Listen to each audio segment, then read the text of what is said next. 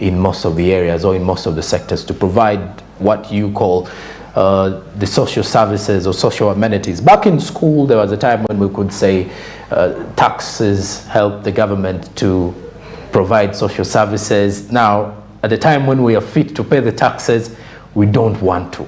And we deliberately do so by hiding away and evading these taxes, yet we are cheating our own selves. All right, now our conversations continue here as we've been looking at greatly the tax amendments from the Customs Unit. Now, the Uganda Revenue Authority was given a target of 25.1 trillion Ugandan shillings for this financial year, of which they highly anticipate to hit by the end of the financial year come June 30th next year.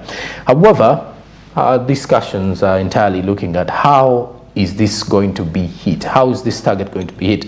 But then I'll first bring in Alan to tell me what has been the target that has been set for the customs. Thank you, Joe.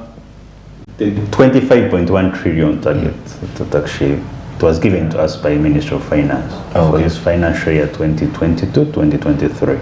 Yeah. The board sat and says we need to correct more above what is given to us. That is a set target for us. So they set our target to 26.4 trillion for the whole financial year 2022-2023, and of which that target was split down into different sectors. Customs was given to correct 9.7 trillion, which they rounded off to 10 trillion. So our target as customs is now 10 trillion for this financial year. Oh, okay. Okay.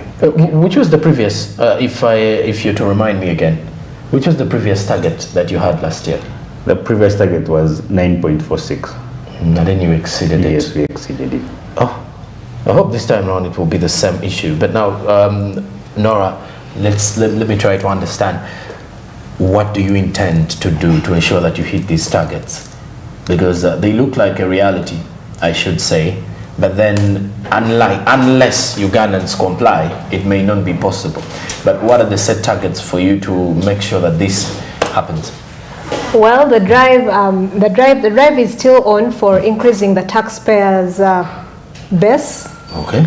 That is a registration of taxpayers, such that they can ascertain TINs. URA as an organization has recruited more staff to ensure that all stations are well equipped with human resource. There is a drive of sensitization of people, sensitization of taxpayers, such that they voluntarily come out to comply and declare whatever they have, such that we can help them out to see that we raise the revenue. And of course, there are those incentives that we've spoken about. There's a drive of dealing more in research, and of course this research will spread out to helping our taxpayers as well, to know in what products should you really deal in that will help you get the money you're looking for, and at the end of it all also help us out on collecting the revenue as the authority. So research, and then using more of data, being data driven as an organization. Those are some of the few strategies that we have at hand that are going to help us raise the revenue this financial year. All right, Alan, is there anything you'd want to add on that one as well? As my colleague has just discussed, there are other systems that have been implemented in place. One, you can say smart gates for warehousing, increase of scanners at entry points. Scanners, of course, will help us to determine which item is being carried in a container. And of course, we have mass sensitization, increase voluntary compliance by different taxpayers actually to comply, to know it's their mandate and the right to pay taxes. Yeah. All right. And now let's look at the issue of mobilization. I think you mentioned something that the Uganda Revenue Authority has been moving on with the buses, the URA bus, going to different regions and all that. I think awareness and information dissemination has definitely been a key pillar in anything, or if at all government wants to implement. Let's now focus more on the people in the rural areas, for example. What are some of the challenges that the taxman has been facing with people in those areas in regards to paying taxes? Well, one of them I think would be them not knowing about the taxes. Oh, okay. And not knowing how much they are to pay, probably where to pay them. We've seen so many of them, we've seen so many of the taxpayers being, should I call it, abused? Okay. By people that tend to have more knowledge about the taxes. taxes. So they tend to at times fraud them because they don't have the knowledge about the taxes. So as we approach them, someone will tell you, now what is this tax you're asking for? What is this rental tax? And they don't have the knowledge of what is particularly about the tax that we are rallying them to voluntarily pay. You get. So that is one challenge that we've had, though we have a solution for it. That is through the sensitizations. So the challenge of our taxpayers not knowing what particular tax they are to pay, and probably where to pay it and when to pay it. We've had so many issues with the rental tax. I've actually interfaced a few old people, elderly people, who are probably landlords of their houses, and they're telling me, Esther, URA yansindikiddeku messages bitegeeza ki bino mutusaba omusolo. And you take the step or the initiative to go ahead and help them know, when are you supposed to pay this tax? Who should pay this tax? There are so many changes that have come on board. If you do not make a threshold of probably maybe 20 million in 2 million actually, 2 million in probably in a year, then you do not whatever for rental tax. Okay. Yes. So such information should be spread out, and that is what we are doing. We are rolling it out to the taxpayers out there in the rural areas, or in the areas that are not so much exposed to. All right. Alan, some of the challenges you've encountered as well during this dissemination of tax awareness information to the public, to the traders or manufacturers, what are some of those challenges that you face? Now, this time around, I'm looking at it from the perspective of Uganda Revenue Authority, not from the public. Okay, thank you, Joe. The challenges I've just interfaced with the clients of the taxpayer. One is the middleman, the tax agencies that are pressed in between the body, which is URA, and the taxman. They tend to actually give misleading information to the taxpayer. But one of the key things that I've just realized that URA has implemented different platforms. There's Twitter, there's WhatsApp, that people can follow and actually ask any call center, ask any question. So my appeal to the community, my appeal to taxpayers out there is, in case anything is not okay with you, you feel your guts, like whatever someone is telling you is not conclusive to what you know, we are available. I think I can say 24/7 to answer your queries, to whichever query you have about taxes, because we're employed to sensitize and teach you about tax. So whichever query and whichever question that you have, we can actually reach to us, and we'll be able to dissect it the way we want to. Okay. And I believe everyone faces those challenges. So not only the taxman, but as well as the traders. The traders always have their own complaints when it comes to paying the taxes. For them, theirs is the taxes are high. I don't know how true that statement is, but it's the biggest response you'll ever receive to why people have a challenge in clearing these taxes. But I think in the past few months, URA has not increased any tax, right? No. Is there any plans of raising any tax somewhere? For this financial year, everything is set already. Okay. So I believe there shouldn't be a complaint for the Ugandans out there who come out and say, well, URA is going to increase taxes and all that. Now, let's look at this financial year. We've already moved 2 months off it. When you look at the tax mobilization issue of the manufacturers, how has been the performance of the people? How have they been remitting these taxes? Has it been easy? Well, with the incentives that they've been given, or the remission of taxes, we've actually had most of them apply for duty remission. That scheme that I was talking about initially, that remits taxes to, if the tariff says 25% import duty, it would probably remit it to 10 or 0%. And we've been able to have most of the manufacturers in Uganda gazetted, okay, to enjoy that facility, to enjoy that remission or that incentive. And believe me, they are already into production, and all we need from them is an accountability of how best they have used the raw materials they asked for. Okay. Yes. So wait, I need to first of all also understand, when paying for taxes, for example, a local manufacturer, what mainly does Uganda Revenue Authority look at? Now, if I'm a manufacturer of let us say,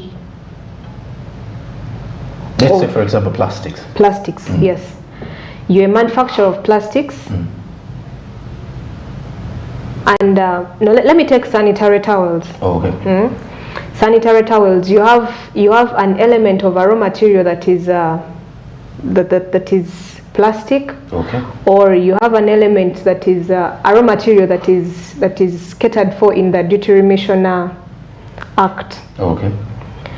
We will consider the import duty. Now, if you come to declare when you're importing your imports, and your imports or the raw materials fall in those HSC codes or the harmonized system codes that you declared and were granted to you, import duty is going to be 0.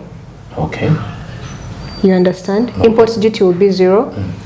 You pay VAT, and if that very HSC code that you declare to us, or you asked for duty remission to be granted, probably falls under those HSC codes, or that are under the plastic chapter. Okay. And you were still granted permission or exemption on excise duty. Okay. You will not pay excise duty as well. All right. You understand? So whatever tax that we remit when you are declaring your imports will not be paid. Okay. Now, this is where the audit function comes in. You have been remitted and you've been given a privilege to enjoy that facility. That's me as a manufacturer? Yes, as a manufacturer. Okay. So audit will come in to ask you now, we need accountability of what you took in at 0%. Okay. We want to find out, did you really use this in the manufacturing, or you actually had some other business? Okay. So we let you clear at 0%. Or the tariff rate that is given according to the gazette, then the audit people, the customs audit, will follow up to know. Okay. Did you do as you requested? Yes. Okay. And any addition on that one, Alan, in regards to what do the revenue collectors focus more when someone is actually going to declare the goods that are supposed to be remitted? My colleague has actually explained it so in detail, because most manufacturers actually you find they have an exemption, which is withholding tax. Okay. So they are not paying the 6%. That's at importation. And if the raw material is exempted, then it means if it's paying 0 import duty, so the only item that they are looking at is VAT. And that VAT is passed on to you, the consumer, because they will pay the VAT at importation and they will claim it back. After paying it, they will claim it back with their VAT. Okay. So as we conclude, as we conclude, I would like to just highlight a few things to our people outside there. There are so many incentives that the government has put in place. I'm actually giving you 3 minutes for your final remarks. Yes. No. There are so many different incentives that the government has put across to help us actually to attain a middle income state from a peasantry as per the NDP, National Development Plan 3. And those incentives run through different sectors. There is agriculture. Now, for agriculture, if you're engaged into agriculture, I'm not saying commercial agriculture, if you're into commercial agriculture, you own your farm, let's say square miles, one acre of land, and you're known in your local village that actually you own that commercial land and you're maybe doing commercial farming, let's say you're planting pineapples commercially. So the government has given incentive to all manufacturers who are engaged into agriculture, as long as you have a district letter from a district veterinary officer saying that you own a farm, you're given an incentive. Whichever item you import for your farm is exempted by taxes. Exempted, I mean import duty, domestic VAT, withholding tax, infrastructure levy. All of them are waived off because the government is trying actually to promote people to engage in agriculture. Another item that actually government has put incentives to is hospitality, tourism, and hotel. Because now when you look at the hotel sector, if you're setting up a hotel, the conditions are very simple. You need to be registered by the Hotel Association, Hotel Owner Association in Uganda. It was set up by the government. Then after that registration, all the items that you import, the items I mean, if you go to a dining, you have furniture. If you go to the kitchen, you have cutlery. If you go to the washrooms, you have a washroom, a washing machine. All those cutlery, gymnastic equipment, all those items, as long as they're engraved by the logo of a hotel, they're exempted from taxes. At importation. Meaning you bring your items, take them out. Even tourist cars, tourism cars. If you own a tour company and you're registered by Uganda Tourism Board, the van or the minivan that you import is exempted from taxes. Thank you. All right. And then let me cross over to Nora, your last remarks.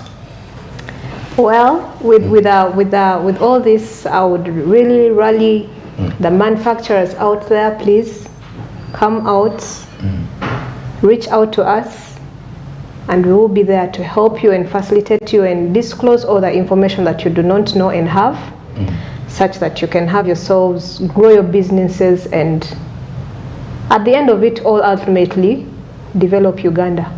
And I think that is a big call to Ugandans to at least take part in tax collection and remitting the taxes, because these taxes that we remit, I want to understand, remitting is the right word, right? Is it the right remitting application? Is giving. Is giving in the money. Paying taxes. Paying taxes. I thought I was using the wrong application of the word. Anyway, thank you very much for being part of our discussion this morning. I've been having Alan Mwebaze from the Uganda Revenue Authority, as well as Esther Nora Nakaima as well from Uganda Revenue Authority, that is tariff officers from the taxman in Uganda. And our discussion was looking at quite a number of things. We had conversations regarding tax amendments of the customs amendments in the manufacturing sector. And then also we had to look at more of the Uganda Revenue Authority set target for this financial year, some of the challenges that they've been facing during the long run of ensuring that Ugandans pay these taxes. So those have been our conversations today. And with that one, we'll definitely head into the SMB Insight, as this time round we're looking at legislators demanding for schedules and the list of roads that are supposed to be worked on upon the Uganda Road Fund maintenance. This particular one is because instead of releasing 100% of these funds to allocated areas, the ministry only released 10%. Now, the Minister of Finance has been tasked to present how it works according to the budget. Let's have more of the insight. Good morning. That releases are guided by matter of by issues relating to cash flows within government, but also to the prevailing economic conditions in the country.